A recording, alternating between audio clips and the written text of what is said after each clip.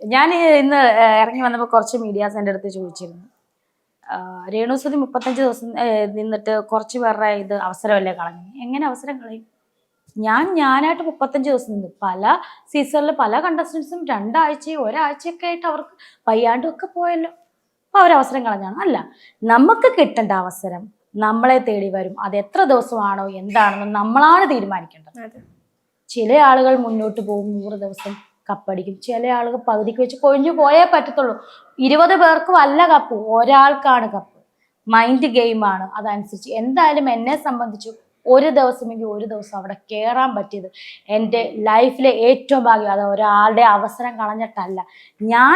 എന്നെ വിളിച്ചു, ഞാൻ രേണു എന്ന കണ്ടസ്റ്റന്റ് അതിനകത്ത് കയറിയെങ്കിൽ രേണുവിനൊരു കാൽപാദം വെച്ചിട്ട് തന്നെയാണ് ഏതെങ്കിലും ഒരു സമയത്തെങ്കിലും ഒരു പ്രേക്ഷകരെങ്കിലും ഒരു വീഡിയോ എങ്കിലും രേണു സുധീനെ ഓർക്കുമെന്നത് എനിക്കത് തികച്ചും സന്തോഷകരമാണ്. ചേച്ചി ശരിക്കും 100 ദിവസം നിൽക്കാൻ പറ്റില്ല എന്ന് ഉറപ്പിച്ചിട്ട് തന്നെയായിരുന്നു കയറിയത്? എനിക്ക് 100 ദിവസമോ കപ്പോ അല്ലെന്ന് ഞാൻ എവിടെയും പറഞ്ഞിട്ടുണ്ട്. സത്യം.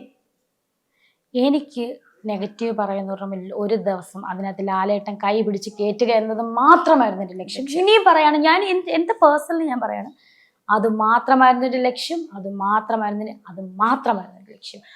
ഞാൻ 35 ദിവസം പൂർത്തീകരിക്കുക എന്ന് പറഞ്ഞാൽ അത് എനിക്കത് അംഗീകരിക്കാൻ പോലും പറ്റാത്തൊരു മഹിമയാണ് എനിക്ക്. എന്നെ സംബന്ധിച്ചു നീ എന്നാ ഗെയിം കളിച്ചിട്ട് ഞാനായിട്ട് നിന്നു. അതാണ് എൻ്റെ ഗെയിം. പറയുന്നവർ പറയട്ടെ.